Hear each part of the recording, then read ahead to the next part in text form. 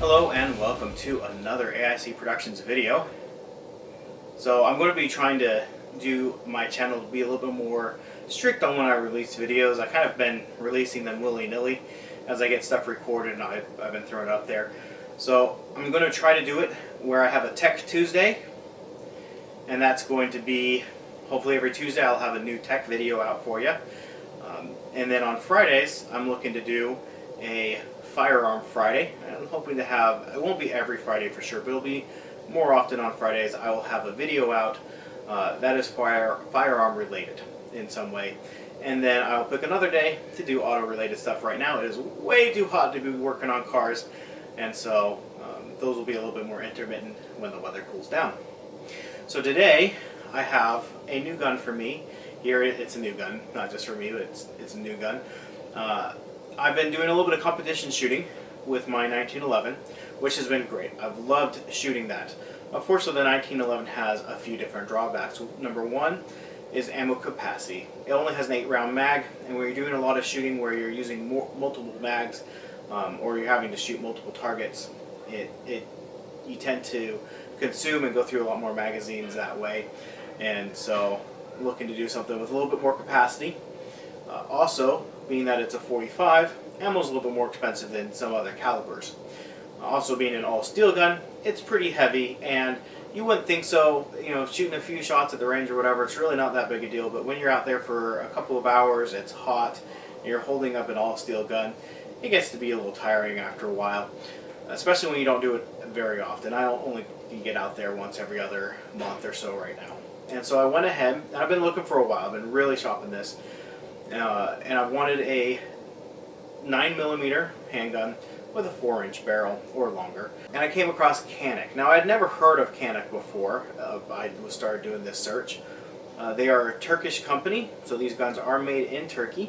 I know it's pronounced differently in Turkish, but I don't speak Turkish. Here in America, everywhere I've said, everywhere I've heard this word said, it's been Canik.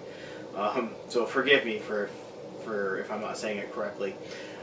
But I was really surprised at the amount of value you get with this gun. We'll open up the case and go through some of that here. So this is the case it came in. A nice hard case. You get the gun itself. With the gun you get a Kydex holster that has a nice positive engagement on it. You get the magazine that's stored in the gun. You also get a second magazine here with a speed loader to load rounds a little bit more quickly. And then if we flip up this panel here, you get a pouch for your owner's manual and owner's information, and you also get some cleaning tools. I've never bought a gun at any price point that came with so many accessories right out of the box. In fact, I've spent way more money than this, significantly more money than this, and gotten just a gun in a cardboard box with one magazine. A few others I've gotten have come with either a hard case or maybe 2 magazines, but nothing that has been this complete as far as accessories go. Now, I have taken this out to the range, and this is the TP9SA, which is single action. It is just a really nice single action 9mm pistol with a slightly longer than 4-inch barrel. It's like 4.1-inch barrel. It does not have a manual safety. If we come over to this side, it does not have a manual safety, but it does have a safety here on the trigger. So if you go to push on the trigger without pushing on this, you cannot fire the gun. It is, like I said, single action, but it does have a decocker on here. So I've now engaged it, fire, but if I do that, I can decock it, and now the trigger won't fire the gun. One thing to note on this gun, if you want to disassemble it, you do need to decock it. You can tell it's been decocked back here. It has an indicator that sticks out, a little red dot there that lets you know if it's been decocked or not. There we go. And it also has a chamber loaded indicator here on the top. When there's a round in the chamber, this pops up and you can feel it, and there's also a red dot on the side so you can see that you have a round loaded in the chamber.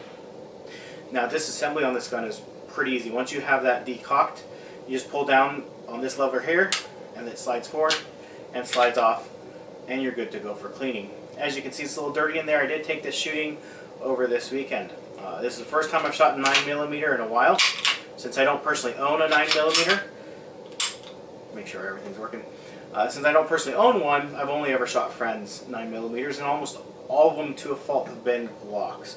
I'm not a big fan of Glock. I didn't like the way it felt in my hand, so I didn't want a Glock. Everybody would say get a Glock. I don't like them. They just don't fit my hand very well. But this mirrors more like the Walther style as far as the grip angle and the size of the grip, and I liked it a lot more, and so that's why I went with this one. Overall, just a nice shooting gun. I felt very accurate with this gun on this weekend. I only had the time to put about 50 rounds through it. That's all the range was incredibly busy, and so they only let me be there through a couple of sessions, and then had to swap out with somebody. So very much enjoy shooting it. I had some other guns there I was shooting as well. We'll discuss those at another time. And just a nice gun. My only regret is I wish I had gotten it in the flat dark earth or FDE color or tan. I like that color a lot, but those were going for a lot more money at this time, and I just didn't feel comfortable spending that much more money on this gun. I paid about $350 for this gun, and I know when we're not part of COVID and riots and things like that, you can get this gun closer to $300 often. But you know, that's just what the pricing was, what the pricing is right now, and when this is all said and done, who knows what the pricing is going to be. That's, again, just what I paid for it. So if you're looking for, I hate to call it entry level, I hate to call it budget, but it sure doesn't feel budget. It doesn't feel entry level, despite having a budget and entry level price. This is just a really nice firearm with some really nice accessories, has really nice magazines. It's just a nice feature-rich gun, and I don't know why you would spend much more on a gun unless you're really going up in price significantly. If you're looking for like a competition shooting gun or something like that, like really high end. If you're looking for just a basic firearm, there's a lot to be said. It's got a great trigger, great grip, at least for me, it fits my hand really well. Just a really nice gun. So if you have any specific questions about it, let me know. I'll answer those down in the comment section down below. I'll also do any follow-up videos answering any questions you have, and hopefully when we're through some of the stuff we're going through right now, we'll be able to take it out to the desert, put a lot more rounds through it, and really give it a once-over. Again, 50 rounds was all I had time for at the range, and I had 0 issues, fired great. Again, very accurate. All my shots went basically where I wanted them to, and when they didn't, that wasn't the gun, that was definitely me. Anyways, thank you for watching. I hope you have an amazing day.